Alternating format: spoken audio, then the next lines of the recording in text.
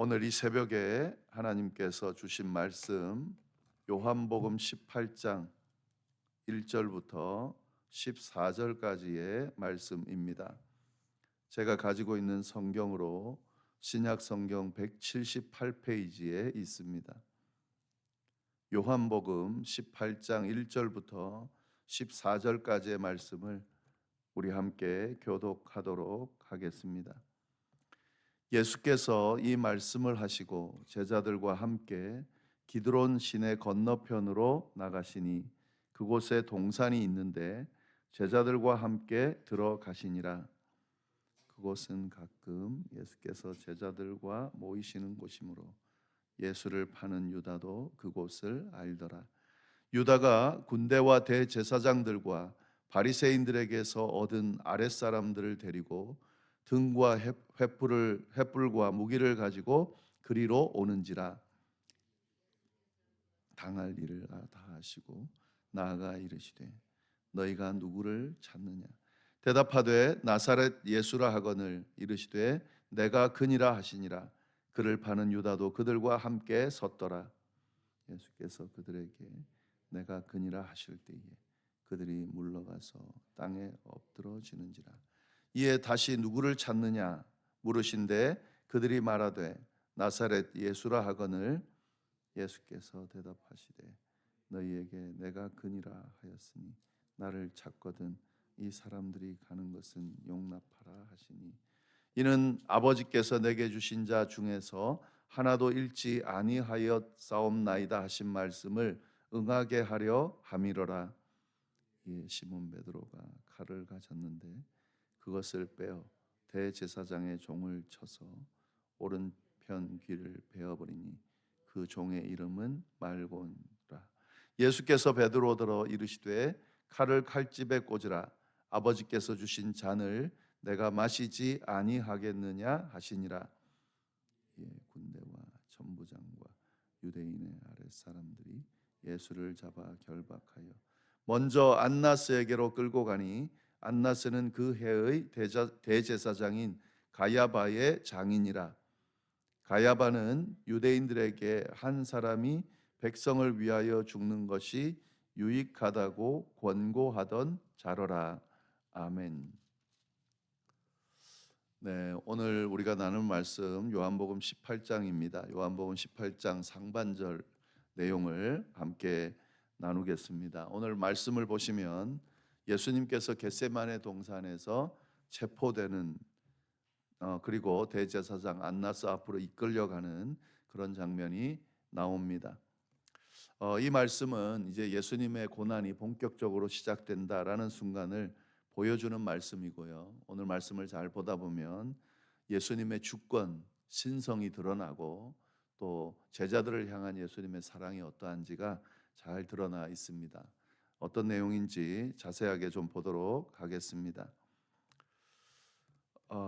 이 요한복음 18장 보시면은 예수님께서 제자들과 기도하시기 위해서 겟세마네 동산에서 이 제자들과 함께 있는 그 이야기로 시작이 되는데 1절 말씀 보시면은 예수께서 이 말씀을 하시고 제자들과 함께 기드론 시내 건너편으로 나가시니 그곳에 동산이 있는데 제자들과 함께 들어가시니라. 예, 여기 기드론 시내 건너편에 있는 동산, 이 겟세마네 동산을 이야기합니다. 예수님께서 자주 가셔서 기도하신 그 동산이 바로 겟세마네 동산인데 예루살렘 맞은편에 있는 그 동산으로 예수님께서 가셨습니다. 이 장소는 제자들이 잘 알고 있는 장소였고요. 그리고 가룟 유다도 알고 있는 장소였습니다. 2절 보시면 그곳은 가끔 예수께서 제자들과 모이시는 곳이므로 예수를 파는 유다도 그곳을 알더라. 예. 지금 이 유다도 잘 아는 장소를 지금 예수님이 가룟 유다가 팔 것을 알고 계셨기 때문에 이 가룟 유다가 아는 곳으로 움직인다는 것은 당신을 공개적으로 드러내놓고 그렇게 움직인다는 것을 드러내는 것인데요. 특별히 이 겟세마네 동산, 그것도 예루살렘 맞은편에 있는 겟세마네 동산으로 간다라는 것은 이미 가룟 유다가 사람들을 데리고 자신을 체포하러 올 거라는 것을 알고 그 장소로 갔다고밖에 볼 수가 없습니다. 왜냐하면 이제 예수님께서 십자가 사역을 감당해야 될 때라는 것을 깨달으시고 이제 그 일을 지금 진행하고 계시기 때문에 겟세마네 동산으로 또 그곳에서 체포될 걸 알면서도 그 길을 지금 가고 계신 것을 볼 수가 있습니다. 아니나 다를까 그 겟세마네 동산으로 갔을 때에 그곳에 이제 사람들이 예수님을 잡으러 옵니다. 3절 말씀입니다. 유다가 가룟 유다죠. 군대와 대제사장들과 바리새인들에게서 얻은 아랫사람들을 데리고 등과 횃불과 무기를 가지고 그리로 오는지라. 이 3절 말씀이 굉장히 흥미로운데요. 예수님을 잡기 위해서 이제 유다가 사람들을 끌고 오는데 이렇게만 봐도 굉장히 많은 사람들이 왔겠거니 뭐 이렇게 생각하는데 우리가 우리의 상상으로 그러니까 우리가 생각하는 상식의 어떤 상상으로 한 2, 30명 뭐 오지 않았을까? 많이 잡아도 뭐더 잡아도 한 50명 왔을까? 예, 우리가 이렇게 상상할 수 있습니다. 사실 50명도 우리가 상상하는 범주로 보면 좀 많은 인원일 수 있어요. 그래도 군대가 왔다 그러고 그리고 대제사장들과 바리새인들에게서 얻은 그 사조직이죠. 그 사조직 사람들도 아랫 사람들도 왔다 그러면은 그래도 좀 많겠지. 한 2, 30명, 3, 40명, 많이는 50명 뭐 이렇게 되겠지. 뭐 이렇게 생각하는데 사실은 그 정도 숫자가 아닙니다. 엄청난 숫자가 왔습니다. 그걸 어떻게 알 수 있냐면 이 군대라는 단어를 지금 우리는 그냥 군대 그러니까 잘 와닿지 않는데요. 지금 이 군대라는 단어를 헬라어 단어로 보통 사용할 때 사용하는 그 숫자가 어느 정도 되냐면 보통 한 600명 정도 되는 로마 군인들을 지칭할 때에 이 지금 여기서 사용하는 군대라고 하는 그런 단어를 사용한다는 거죠. 그러니까 지금 군대가 왔다고 할 때는 최소한 수백 명이 왔다는 것을 알 수가 있습니다. 왜 이렇게 수백 명이 왔냐면 이 당시에 지금 유월절 절기를 지키기 위해서 수많은 사람들이 예루살렘으로 조금 모여들 때고 폭동이 일어날 수도 있다라고 하는 그런 생각을 하기 때문에 만약에 폭동이 일어나면 뭐 수십 명의 군인으로 제압할 수 있는 인원이 아니거든요. 그러니까 수백 명의 인원이 왔다고 보는 것이 더 맞습니다. 그리고 이 대제사장하고 바리새인 지도자들이 지금 이 군대는 누가 다스리는 군대입니까? 빌라도가 다스리는 로마 군인들이죠. 그렇기 때문에 로마 군인들을 좀 달라고 할 때는 지금 예수를 이제 고발할 때 유대인의 왕이다. 그가 폭동을 일으키려고 한다. 로마로부터 벗어나려고 한다. 뭐 이런 이야기들을 하면서 군대를 달라고 했을 겁니다. 그러니까 수백 명의 꼭 600명이 아니더라도 수백 명의 군인들, 로마 군인들이 예수님을 잡으러 왔다는 것을 알 수가 있습니다. 게다가 대제사장들과 바리새인들에게서 얻은 아랫사람들이라고 하면 이 정도 뭐 600명의 군인들이 움직일 정도면 이 숫자도 만만치 않았을 겁니다. 그러니까 수많은 사람들이 예수님을 잡으러 왔다 하는 것을 우리가 알 수 있고 그냥 잡으러 온 것이 아니라 등과 횃불과 무기를 가지고 그리로 왔다. 이거는 전쟁할 때 어떤 큰 어떤 그 뭐 예를 들면은 폭동이 일어났을 때에 진압할 때 그때 하는 행동들이죠. 그렇게 무장하고 왔다 하는 겁니다. 그러니까 지금 이 예수님을 잡기 위해서 움직이는 이들의 모습을 보면 예수님을 얼마나 두려워하고 있는지, 얼마나 그분을 위험인물로 여기는지를 알 수 있는 겁니다.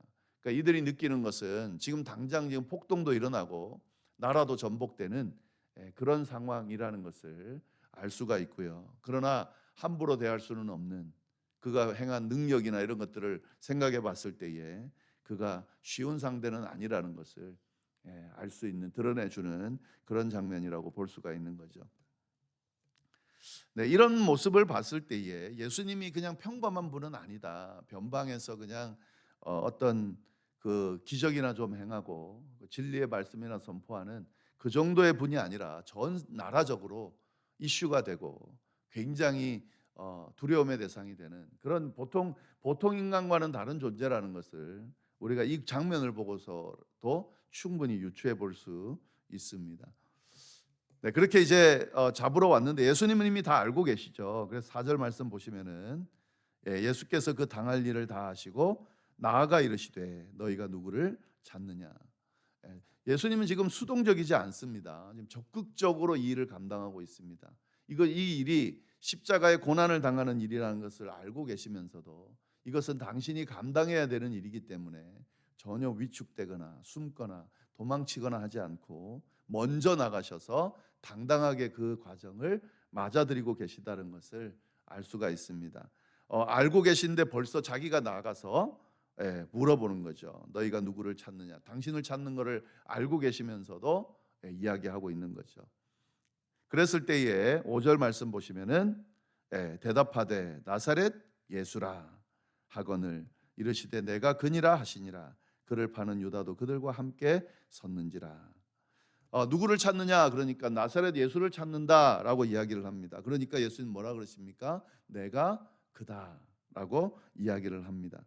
그래서 확인시켜 주죠. 근데 우리가 이걸 이제 그냥 한글로 읽으니까 예수님이 누구 찾느냐 물었고 이 사람들이 나사렛 예수다 그러니까 야 나다 이렇게 이야기한 정도로 생각하는데 이 다음의 내용을 보면은요. 6절 말씀 예수께서 그들에게 내가 그니라 하실 때에 그들이 물러가서 땅에 엎드러지는지라. 이 구절을 잘 상상해 보시기 바랍니다. 예수님께서 내가 그다라고 딱 말할 때에 어떻게 됐다는 거죠? 그들이 넘어졌다는 거예요. 물러가서 땅에 엎드러졌다는 거죠. 근데 그들이 몇 명이라 그랬습니까? 수백 명이라 그랬습니다. 이게 어떤 상황이냐면 기적이 일어나는 상황인 거예요. 일반적인 상식적인 그런 상황들이 아니라 왜 이런 일이 일어났느냐? 여기서 내가 그니라라고 하는 이 예수님의 말씀이 헬라어 원문으로 보면은 어떤 그 표현과 같냐면 출애굽기 3장 14절에 하나님께서 처음으로 모세에게 당신의 존재를 드러내실 때에 누구십니까? 당신의 이름이 뭡니까? 라고 물으면 내가 뭐라고 대답할까요? 라고 했을 때 하나님께서 당신의 존재를 모세에게 알려줍니다. 그러면서 뭐라고 이야기했습니까? 스스로 있는 자다. 나는 나다. 이 뜻입니다. 나는 나다. 나는 스스로 있는 자다. 이게 하나님의 존재를 드러내는 하나님의 이름이거든요. 그 표현을 예수님이 지금 쓰고 계신다는 거죠.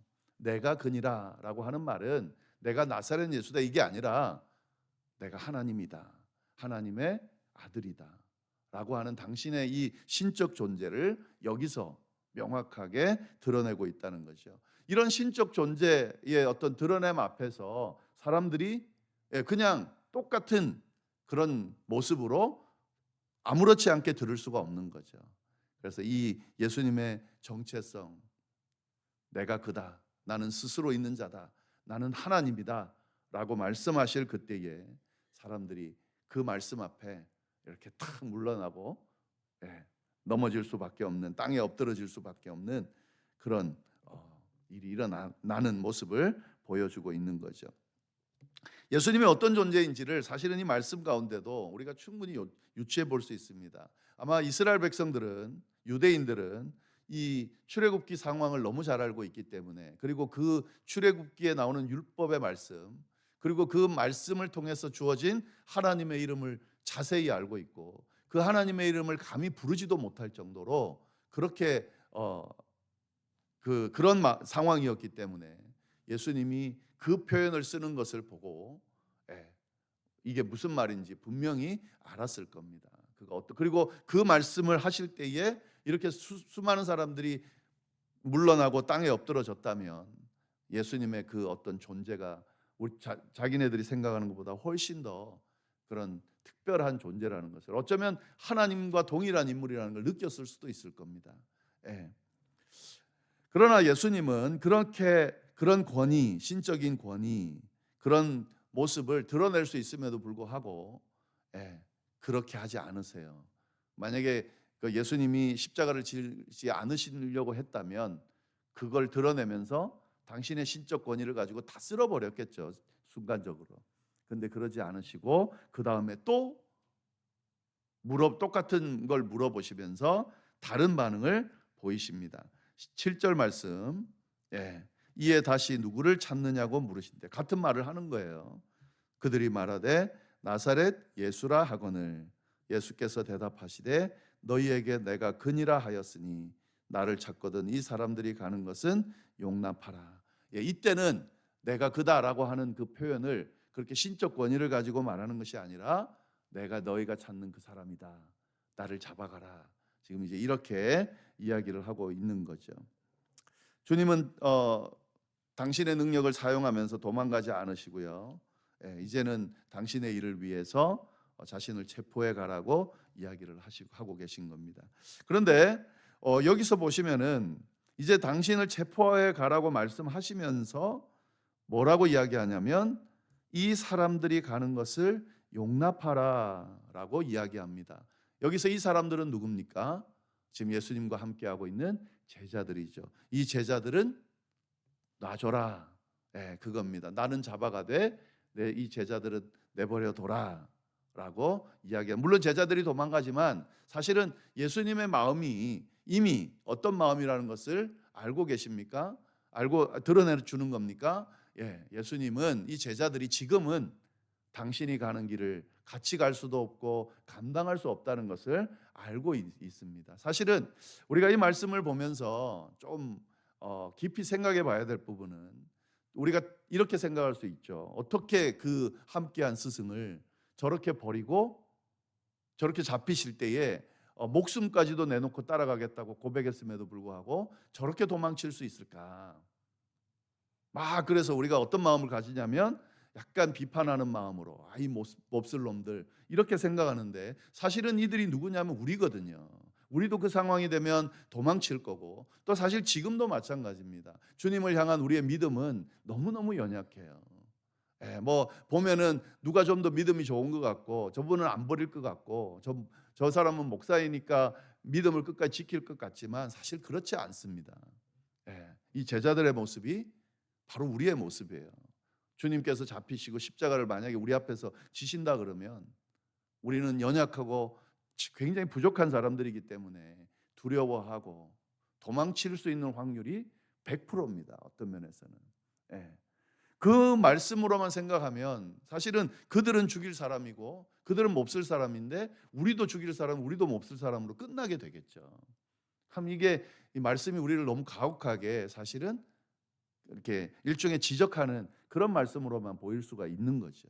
근데 잘 보시기를 바랍니다. 주님도 이미 알고 계셨어요. 다 알고 계신다고요.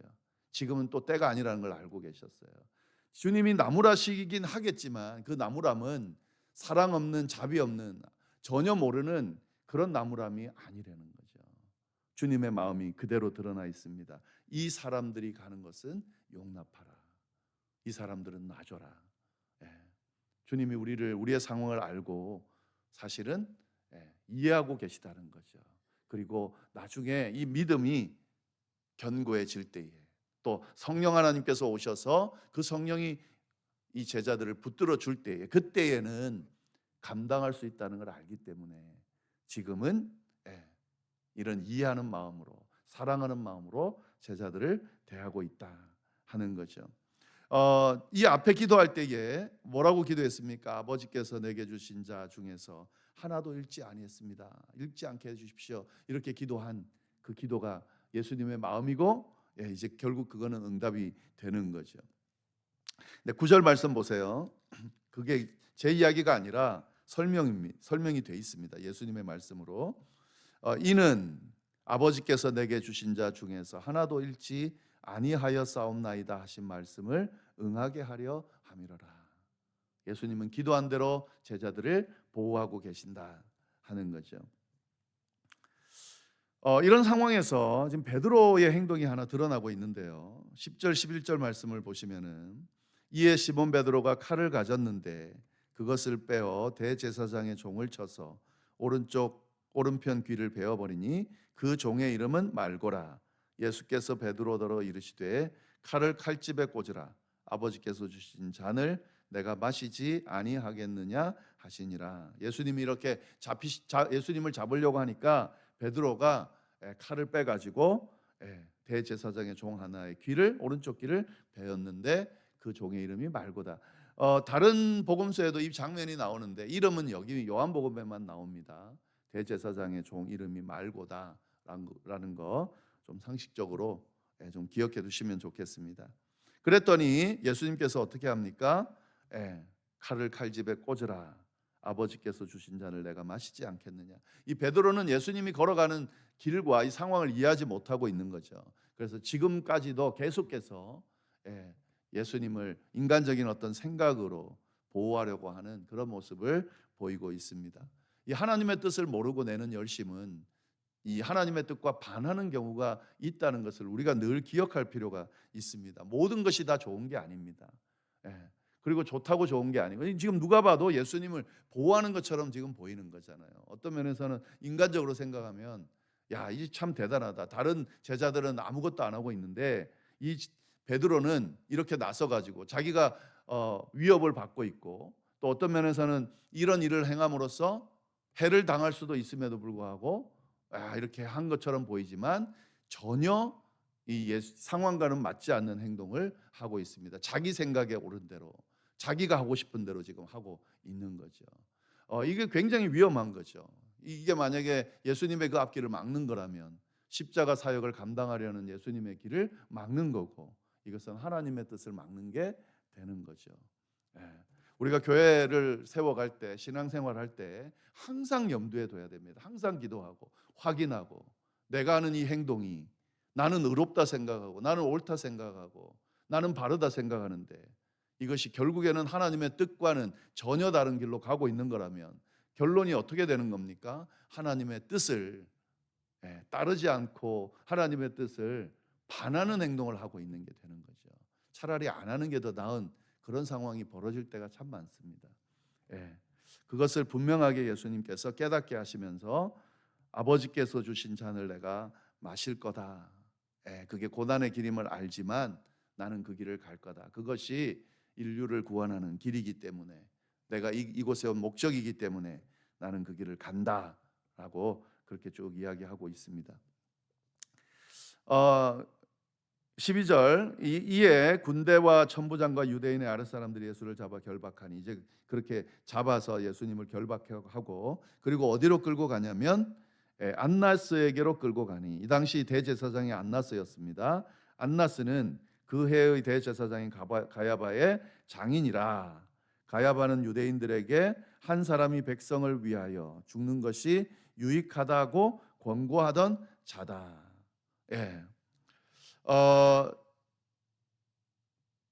그 해 대제사장인 가야바의 장인이 안나스입니다. 그래서 이제 데리고 가는데 이 요한복음 11장 49절에서 52절 말씀을 보시면 가야바가 어떤 예언을 했냐면요. 한 사람이 백성을 위하여 죽어서 온 민족이 망하지 않게 되는 것이 너희에게 유익한 줄을 생각하지 아니하는도다. 이렇게 해서 이제 예수님에 대해서 이야기를 할 때에 좀 내버려 둬라 나중에 저기 하자 하고는 이제 이야기했던 그 사람인데 결국에는 이게 예언이 이루어지는 그런 상황이 됐습니다. 이 정치적인 의도로 이야기한 거지만 사실은 정말 진정한 의미로 한다면 예수님이 희생함으로 모든 인류가 구원되는 그 구원이 성취되는 그러니까 이 반대하는 사람들의 입을 통해서도 이 예언이 선포되고 진행된다는 것을 우리가 알 수가 있습니다. 오늘 말씀 예수님께서 잡히시는 좀 비극적인 그런 말씀을 쭉 보고 있지만 이 말씀은 예수님께서 친히 그 일을 걸어가기 위해서 스스로 그 일을 감당하고 있는 그리고 꼭 가야만 되는 길을 걸어가고 있는 상황이라는 것을 알 수 있고 이 상황 가운데서도 여전히 제자들을 우리들을 사랑하시는 그 예수님의 사랑이 드러나는 그런 말씀이라 생각이 듭니다. 우리가 이제 사순절 수요일부터 보내게 될 텐데 이 사순절을 보낼 때에 항상 두 가지를 염두에 두셔야 됩니다. 주님이 당하신 그 고난을 우리를 위해 당하신 그 고난을 우리가 생각하면서 경건하게 보내야 되지만 그 안에 담겨 있는 사랑, 감사의 제목들을 우리가 생각하면서 어떤 면에서는 감사하면서 감격하면서 주님의 그 사랑을 경험하면서 그렇게 어떤 면에서는 기쁘고 행복하게 그렇게 보내야 된다는 것을 우리가 기억하면서 그렇게 사순절을 잘 보내야겠습니다. 기도하겠습니다. 하나님 아버지 참으로 감사합니다. 귀한 말씀으로 또 우리를 깨닫게 해주심에 감사드립니다. 말씀 가운데 임하시는 그 주님의 음성을 듣고 그 음성 가운데 우리를 향한 주님의 사랑과 또 우리를 향한 주님의 그 은혜들을 기억하면서 그렇게 오늘 하루도 승리하며 보낼 수 있도록 주여 역사하여 주옵소서. 감사하며 이 모든 말씀을 살아계신 예수님의 이름으로 기도드립니다. 아멘.